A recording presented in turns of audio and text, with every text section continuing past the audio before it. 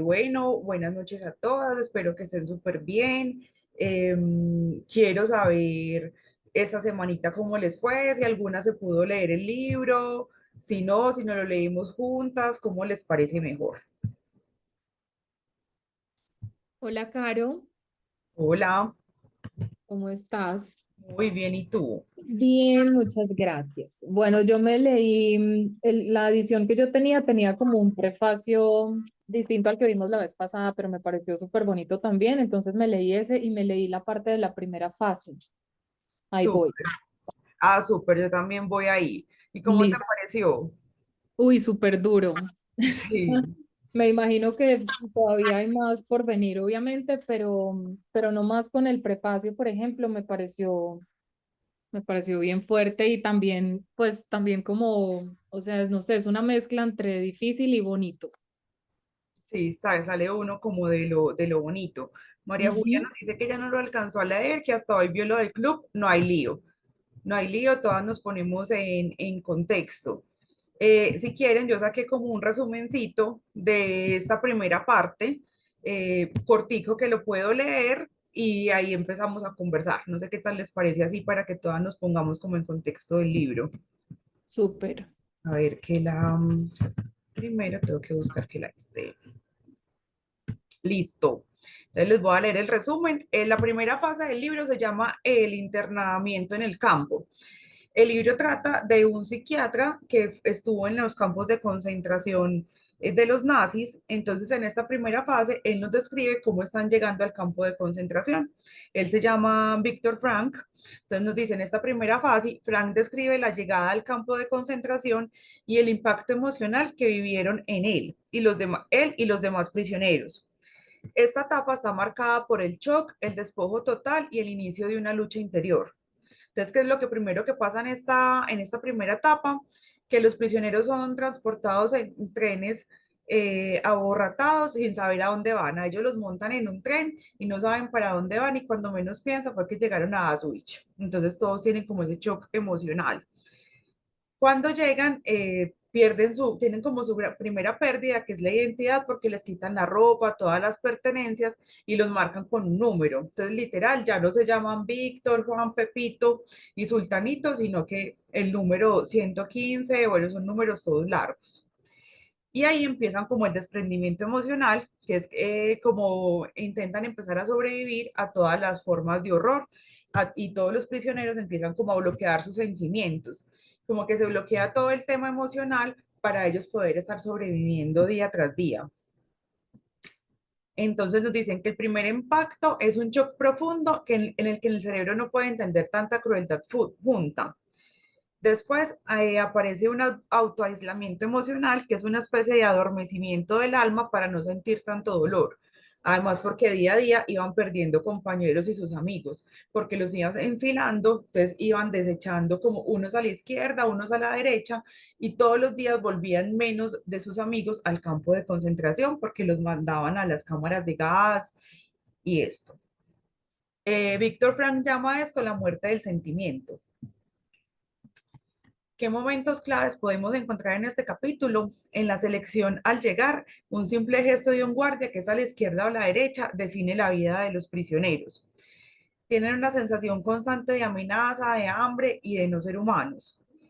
Y aunque en medio del horror empiezan a notar que quienes tienen una razón para vivir como una esperanza son los que empiezan a soportar mejor todo ese sufrimiento que ellos tienen. No sé que me quieran complementar así como resumencito de este primer capítulo. A mí una cosa que me impactó mucho, que él menciona, y dice que en psiquiatría hay un estado de ánimo que se denomina ilusión del indulto. Eso me impactó mucho porque creo que le dedica como bastantes párrafos a esa parte, y de hecho se me asemejó mucho con una situación que viví hace casi un año, donde me detectan un cáncer y como que siempre en una siguiente cita yo esperaba, tenía como esa ilusión del indulto, por decirlo así, como que en algún punto me iban a decir, no, mira, no, no tienes nada o no pasa nada, como que he sentido que toda la vida me he salvado de. Sí, Entonces, esa parte me conmovió un montón porque él dice ahí que es como también, o sea, aparte del shock, viene como esa ilusión de que no les va a pasar nada, que van a ser una excepción con ellos. y que Eso, siempre van a volver con su esposa, con su familia, exacto. y Ujú. tienen como esa ilusión porque ellos cuentan ahí que cuando están montados en el tren y se dan cuenta que llegan a Auschwitz, los reciben unos prisioneros que están bien vestidos, que no se ven como flacos desnutridos, sino que se ven bien y entran a los trenes riéndose, entonces todos tienen la ilusión como esto no es tan malo, porque estos que nos están recibiendo están como bien. Sí, exacto. Entonces yo siento que eso nos da pues como un resumencito de este primer capítulo, que es como cuando nos enfrentamos a esas cosas que no estamos preparados y que a veces entramos en negación. Con lo que tú nos estás contando, recuerdo la historia de una amiga que justo la semana pasada contó que el papá viene como en un proceso de cáncer de colon muy fuerte y ya le dijeron como que ya estaban cuidados paliativos, entonces que con quimioterapia podía durar un año larguito y sin quimioterapia como 6 meses. Entonces están como en esa disyuntiva familiar de decidir qué hacen. Entonces, como que el papá dice, no, pues yo me quiero hacer la quimio porque de pronto soy el milagro que se salva y vive otros 10 años más. Entonces uno siempre está ahí como esperanzado. Como con esperanza, sí, exacto, como que puede haber un error, o incluso él menciona, bueno, más en el prefacio, aunque dicen pues que no es como tanto de enfoque espiritual, pero como que espera un milagro. Sí, hay una frase en el prefacio que decía como casualidades o milagros, como pues, algo Exacto. así, como eventos inesperados o milagros, como uno lo quiera llamar. Ya uno pues le pone como su sentido espiritual y como en lo que uno elija creer. Yo Ujú, por mi parte siempre elijo creer que todos los días hay milagros, que uno tiene que estar pues como abierto a verlos. de acuerdo. Bueno, entonces de acuerdo a esto, a este primer capítulo, traje como estas reflexiones para que no lo hayamos leído o no lo hayamos leído, podamos hablar de ellas. Y es, por ejemplo, primera, ¿qué hace que una persona siga adelante cuando todo parece perdido? O sea, seguro todas hemos tenido un momento en el que decimos, pues pucha, ya está en mi noche oscura del alma, ya no tengo para dónde agarrar. Y quisiera escucharlas, qué ha hecho, que, pues como cuál ha sido esa motivación interna para seguir adelante.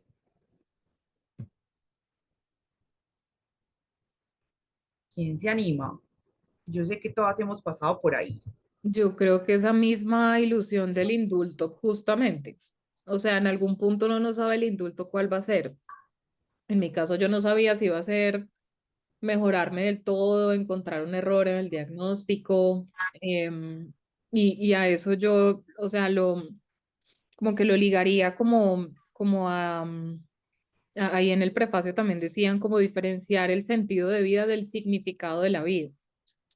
Entonces, como que tratar de dotar, dicen ahí, ese sufrimiento de un sentido, em, ayuda a seguir adelante. O sea, como la fe, que yo diría que esa ilusión del indulto en algún momento se puede volver fe, y, y la parte de darle un sentido a lo que está ocurriendo, preguntarse como el para qué, diría yo.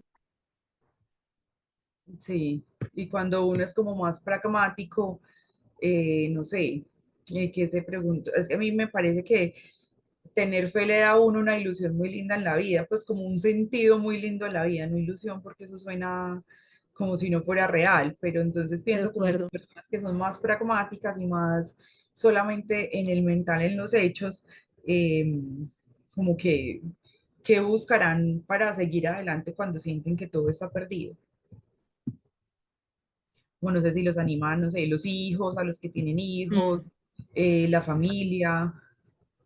sí, totalmente. Yo creo que pues también, y se los digo por la experiencia que viví el año pasado, pues yo no quería que nadie en mi familia sufriera a raíz de ese diagnóstico y me animé como o sea, tratar de abordarlo de otra manera y hacer hasta lo imposible. que un poco ellos ahí también lo dicen, ¿no? Como esa parte donde cuentan de rasurarse así fuera con vidrios que para parecer como rozagantes y verse bien, porque si se veían mal, pues los metían a la cámara de gas, pero si se veían bien era como mano de obra que seguía sirviendo.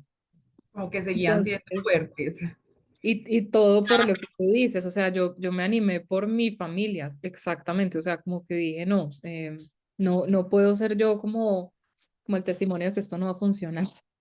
Sí, y yo siento que eso a veces nos pasa mucho a las mujeres que así estemos en un día caótico, si uno se arregla, como que bueno, al menos me veo bien o algo así, como que eso lo que sí, como Los que eso también aliento. nos pega, nos alienta exactamente, nos Por ahí, alienta. una manita arriba, Carolina, no sé si te sale, María Julia Cotes.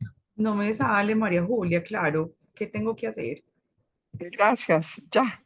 Ya, ajá, Bueno, bueno, yo creo que hay momentos que son caóticos y uno siente que el mundo se le vino abajo, ¿cierto? Yo viví una experiencia, estaba muy joven, con una niña y se murió mi esposo. Él tenía 28 años, yo 25, y yo con una niña de 1 año. Pues es una situación muy difícil, uno siente que el mundo se le acabó y siempre hay un pero. Él se fue, pero yo tengo que seguir viviendo para mi hija, igual que la compañera, uno se debe a otros, ¿cierto? Y creo que eso a veces es un aliciente y creo que el encontrar otras voces, otros abrazos, otras sonrisas, esa solidaridad de no estar uno solo, creo que hace poder seguir, es como el aliento, ¿no? Y creo que pasó con esos grupos. Usted en su intervención hablaba en el plural, no se habla de yo soy o yo voy o yo tengo esperanza, tenemos, nos recibieron, algo puede estar mejor. Entonces creo que es una reflexión muy bonita el sentir que no estamos solos, que los días pueden ser muy grises, pero siempre hay una lucecita y alguien que le dice, vale la pena vivir. Y creo que, por ejemplo, cuando las personas llegan a extremos, a pensar en el suicidio, son casos muy dolorosos. Quizá les faltó una voz de aliento, una mano amiga, eh, que creo que en estas comunidades como en la que estamos hoy compartiendo esta lectura hace que uno diga, vale la pena vivir. Hay otras personas con situaciones similares o más difíciles que la mía y salen adelante. Creo que eso hace que uno tenga esperanza y le encuentre sentido a la vida. Momentos en que uno reniega de todo. Yo peleé con Dios, peleé con todo el mundo. Yo decía, ¿cómo así? ¿Por qué a mí? ¡Qué injusticia! Y de pronto empieza uno a entender que son cosas que tienen que pasar y que la vida sigue y que yo tenía que levantarme porque había una niña a la que tenía que sacar adelante. Y hoy, pues, ese sentimiento de nostalgia y de tristeza, creo que lo acompaña a uno, pero uno lo aprende a manejar. Yo tardé muchos años en hacer el duelo como debía ser, pero bueno, encontré voces amigas. Eso me animó. Qué maravilla, muchas gracias por compartirlo. Además que yo siento que en tu situación, si uno tiene, yo no tengo hijos, pero yo me imagino que si uno tiene un hijo con su esposo, uno no espera terminarlo de criar sola, sino estar con la compañía y criarlo en su hogar. Sobre todo cuando se hacen tantos planes, ¿no? Sí, No y se con una niña imagina tan chiquita que que eso va a tiene. pasar. Sí, y bien joven, Y pasa como los que se subieron al tren y no sabía qué iba a pasar. y no sabía Mm, para dónde iban. Sí, yo siento que a exactamente. veces nos llenamos también de expectativas de una situación o hacia dónde va algo, hacia dónde va algún aspecto de nuestra vida.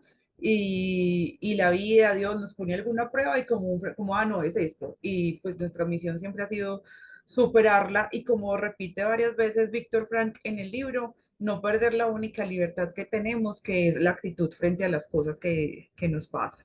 Pero pues obviamente es duro. Todas pasamos por momentos muy duros.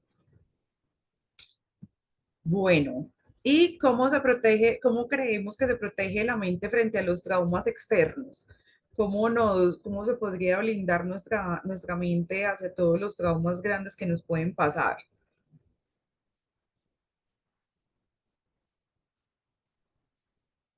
Bueno, a mí me llamó la atención algo acá y es que él menciona, yo siento que, o sea, no sé si biológicamente sea posible, pero veo que menciona la curiosidad como una de las primeras reacciones, pero entonces dice que esa fría curiosidad les permitía distanciarse de lo que les rodeaba y les facilitaba como ver todo con objetividad. Y justo hoy estaba escuchando un podcast sobre el trauma y decía, usted puede hacer catarsis, ahorita hay muchísimas técnicas que dicen que ayudan con el trauma, pero hasta que usted no lo saque del cuerpo, no, el trauma no se va a ir. Entonces me llamó la atención esa parte de la curiosidad.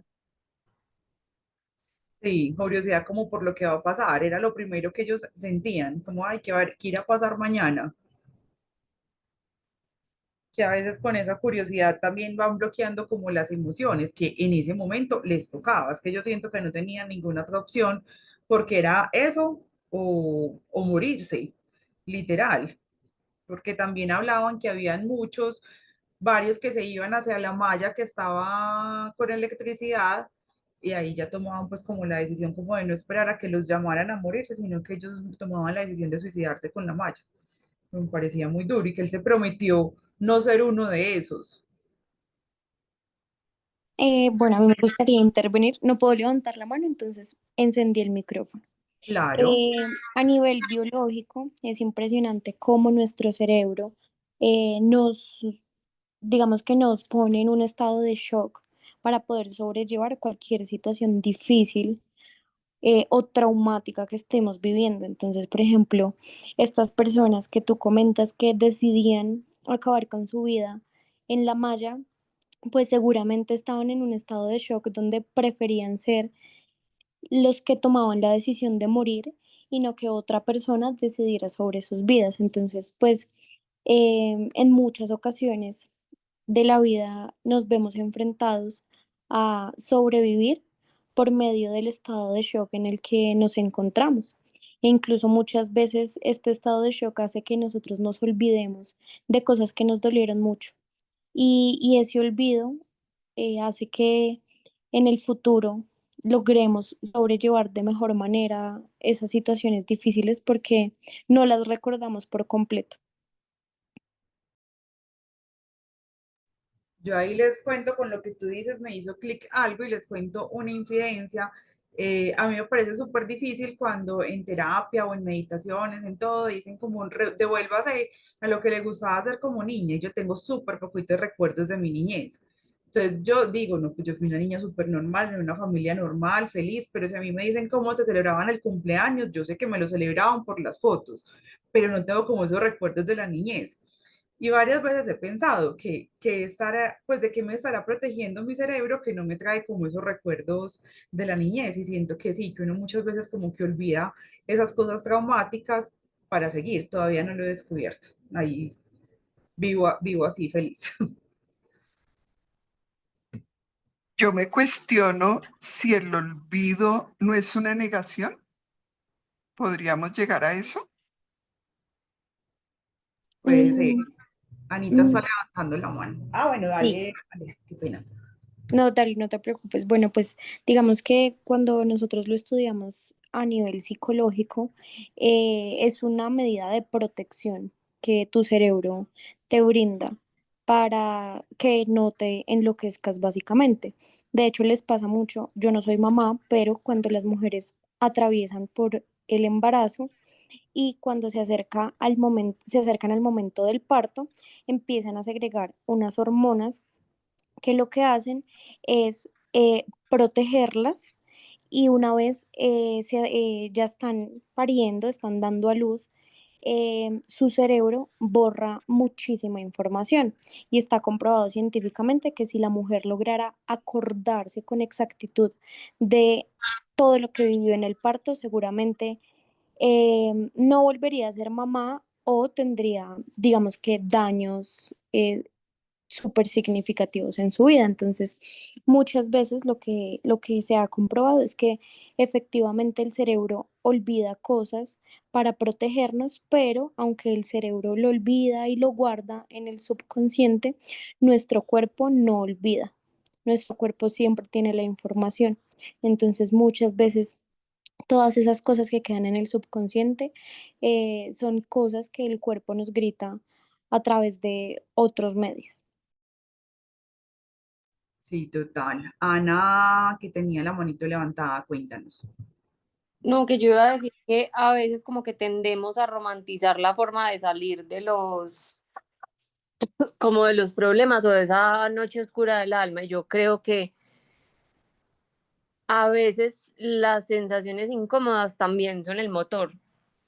A veces sentir rabia también es lo que nos va a movilizar a salirnos de ahí, de esa situación, ¿cierto? No siempre, pues lo primero es como no tratar de salirse del papel de víctima, pero no siempre lo tenemos que romantizar y encontrar una sensación cómoda o un sentimiento cómodo o una cosa positiva que nos ayude a salir. A veces la rabia también es motor, ¿cierto?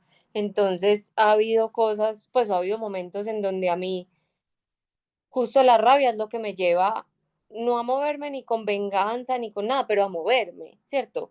No me voy a quedar aquí, no me voy a dejar que esto pase, esto a mí no me define, me hicieron X o Y, eh, pero yo soy como más, pues, no sé, como el más reciente que tengo era como yo soy más que esto, yo no voy a seguir regalándole los días a esto, ¿cierto? Entonces a veces como a mí me ha servido y pues es muy válido también cuando uno está pegada de sentimientos bonitos que lo saquen adelante, pero a veces también hay sentimientos no tan chéveres que lo movilizan a uno y también se vale, ¿cierto? Sí, que son el motor y que además no podemos huir de la incomodidad. Cada que atravesamos la incomodidad y una emoción de estas que para nosotros puede que no sea tan chévere, siempre hay un crecimiento después, siempre hay algo que nos va a expandir. Entonces, sí, lo que tú dices, como romantizar, como no, le tengo que ver el lado bueno a todo, sí, pero también eso fue lo que la rabia, la tristeza, la incomodidad me moviliza a hacer otras cosas y a cambiar y a salir de ciertas zonas.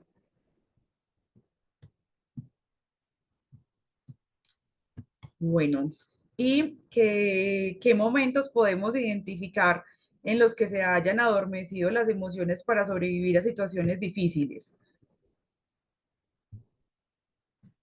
Yo creo que, por ejemplo, en mi caso, yo siento que cuando tengo una situación difícil, un ejemplo pues cercano, como una enfermedad de alguno de mis papás, me pongo en modo actuar. Entonces, como que no tengo las emociones, sino como que hay que hacer esto, hay que pedir esta cita, ta, y me pongo en modo gestionar y se adormecen las situaciones y esa es como mi forma de estar en ese momento, es como actuando, como sintiéndome útil.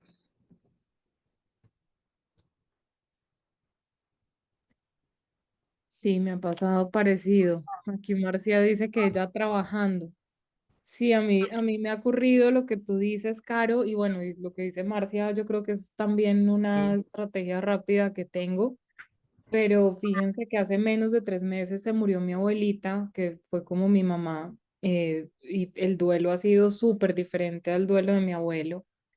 Y esta es la hora en que no sé si fue que tuvimos un vínculo tan especial y siento que vivimos tanto, estoy tan agradecida y tengo como tanto testimonio de ella que he estado muy serena, o si he estado con un estilo de negación, como decía de pronto alguien ahorita, y más bien ocupándome como de acomodar las cosas para mi mamá que pues se quedó sola. Entonces yo creo que así lo que tú decías, como en esos momentos donde uno es el hacedor o el que resuelve, el que soluciona, Creo que ni siquiera hasta hace como un mes no me había tomado el momento. Sí me había preguntado, bueno, ¿dónde está mi tristeza? ¿Qué pasa? Porque yo siempre he sido bien llorona y como que contacto bastante mis emociones, pero en este momento creo que otra vez, por el bienestar de alguien más, de pronto he buscado ser como útil más que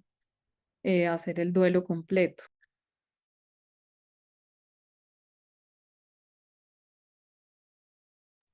Sí, yo pienso que igual es importante vivir todo y reconocernos en esos momentos en los que estamos, en los que sí, a veces toca gestionar y pues ni modo, pero también darnos esos espacios para sentir las emociones y poderlas trascender. Y les traje unas frasecitas destacadas que me encantaría, las que se leyeron este capítulo, las que tienen por ahí el libro y les llama la atención en este momento una frasecita, que las podamos compartir. Les voy a leer la primera que yo saqué. Dice, todo puede serle arrebatado a un hombre salvo una cosa, la última de las libertades humanas, la elección de la actitud personal ante un conjunto de circunstancias para decidir su propio camino. Que creo que es lo que él recalca como durante el libro, que la actitud es en lo que siempre podemos tener la elección de cómo sobrellevar nuestra vida.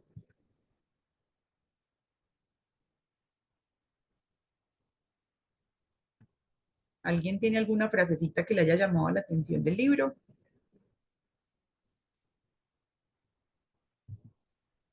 Hola, hola.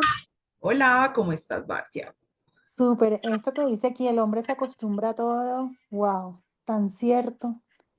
Yo cuando pasé por un proceso bastante difícil para mí, que fue cuando me separaron de mi hija, obviamente, pues imagínense, yo quería morirme y fue de verdad bastante difícil transitar en esos momentos. Sin embargo, el hombre se acostumbra a todo. Llega un punto donde ya uno se adapta, donde como que la marea baja y todo como que se estabiliza y uno empieza también a ver la oportunidad en eso que es como, entre comillas, la tragedia de lo que nos está sucediendo. Entonces, todo en la vida siempre va a tener dos caras. La ley de la polaridad, de verdad que cuando yo entendí esa ley, a mí me transformó y me cambió la vida, porque estaba vibrando siempre bajito y cuando vibras bajo atraes más cosas negativas, cosas que te dan más enseñanza. Pero cuando tomas la enseñanza y buscas qué es lo positivo de esta situación y te enfocas en eso positivo, ahí tú transformas la realidad. Entonces, definitivamente sí, el hombre se termina acostumbrando a todo y a veces a mí me preguntan personas en redes sociales, me escriben como que, oye, pero tú ¿cómo haces para vivir sin tu hija? O yo me moriría. Y yo hoy ya leo el mensaje y como que me guardo para mí la respuesta y al final digo, el hombre se acostumbra a todo, o sea, no hay adversidad que uno no pueda aguantar y al final uno se termina adaptando a la situación y empezar a enfocarse uno en eso positivo te va a traer siempre cosas bonitas. Entonces, qué bonita reflexión. El leer esto me hizo como recordar eso. Gracias. Muchas gracias a ti, total, y no es como acostumbrarse con resignación, porque uno siempre está buscando superar las adversidades, pero acostumbrarse y echar para adelante, como decimos en Colombia. Lina, cuéntanos que tienes la mano levantada. Mira que ahí en esa frasecita dice dice, sí, el hombre puede acostumbrarse a todo, pero no nos pregunte cómo lo hace. O sea, es como, además porque antes de eso él hace como unas reflexiones de lo que aprendió cuando estudió medicina y todo, y como que todas esas teorías se desbarataron allá. O sea, sobre cepillarse los dientes, sobre qué comer, sobre cuántas horas dormir, o sea, es increíble la capacidad de adaptación. Y otro pedacito que me llamó la atención dice, mientras esperábamos la ducha, se nos hizo patente nuestra desnudez, en su sentido literal. Éramos solamente un cuerpo, nada más. Solo poseíamos la existencia desnuda. ¿Qué vínculo material me ligaba a la vida anterior? En mi caso eran las gafas y el cinturón, pero a este último pronto tuve que cambiarlo por un pedazo de pan. sea, de verdad, creo que en momentos extremos nos damos cuenta que a veces tenemos unas prioridades que no, o sea, que se pueden desvanecer tan fácil cuando nos damos cuenta que nos podemos morir también fácil. ¿Mm? Sí, total. A mí en esa parte me llamó mucho la atención en la que, bueno, en esa parte que le hablaba como de la medicina y del sueño, porque yo a veces tengo insomnio, entonces yo soy pues como que me baño antes de dormir, me le echo aceitico de lavanda a la cama, bueno, es todo un ritual. Y él decía como todos los que tenía, que no podían roncar, que no podían dormir, que les despertaba el ronquido de la esposa, que cualquier mosco, que cualquier luz, allá dormían en una litera chiquitica con otros tres y dormían perfecto porque el sueño era como el descanso de la realidad. Entonces pienso que ahí está también en el que el hombre se acostumbra a todo, porque uno, digamos que tiene sus cositas, pero porque está desde su privilegio, desde su comodidad. Pero en situaciones extremas uno se termina adaptando.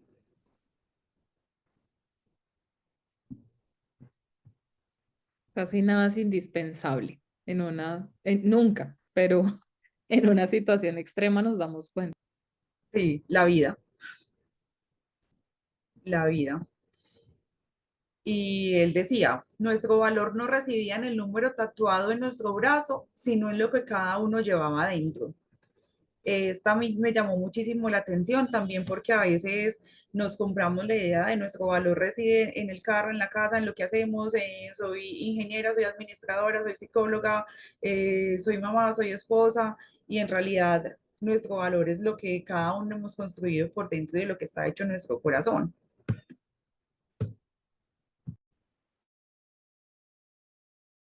Así es.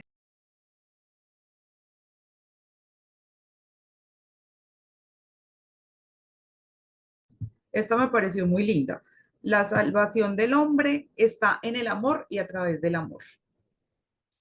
Okay, en todo lo que hagamos, lo hagamos con amor.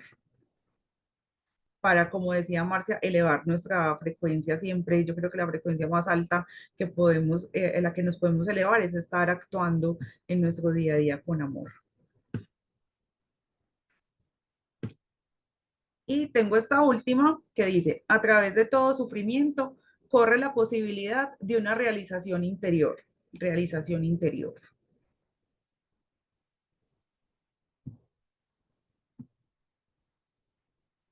Total, yo creo que ese es como el extracto de cualquier dificultad que pasemos en la vida y que nos duela mucho, nos atraviese y nos haga ver esa vulnerabilidad y esa fragilidad.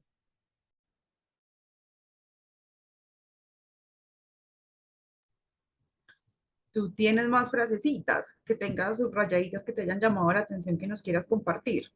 Una cortitica, que es Claro. después de que dice que se dan cuenta, pues como que en teoría salvarían a los médicos y que la apariencia era importante y que tenía. Dice que, ahí cita, dice, creo que fue Lessing quien afirmó, hay cosas que pueden hacerte perder la razón, a no ser que no tengas ninguna razón que perder.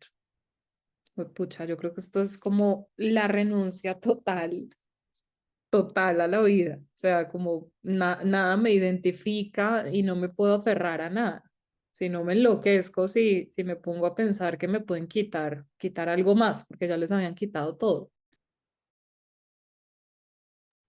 Sí, tal cual lo que tú dices, nada me identifica, como no identificarnos con estas cosas externas, porque allá de nada servía si era médico, si no era médico, igual que cuando en esta época ya, no sé, sucede un desastre natural, pues no nos identifica y para todos es igual, tengamos el título, hayamos hecho lo que hayamos hecho en la vida.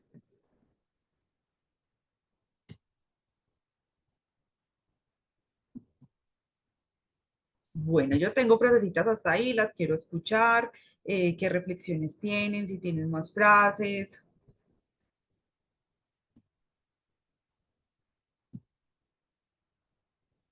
qué les queda de este primer capítulo del libro. Ay, yo darte las gracias por crear el espacio, por tomarte el tiempo de sacar los slides, las frases, por guiarnos, por hacernos preguntas, muy chévere. Yo creo que todo lo que dijeron, pues a todas nos queda como de enseñanza, ¿cierto? No siempre todo lo malo, mejor dicho, nunca las cosas malas tienen una mala, ¿cómo se dice? Mejor dicho, todo tiene algo bueno que todavía no entendemos.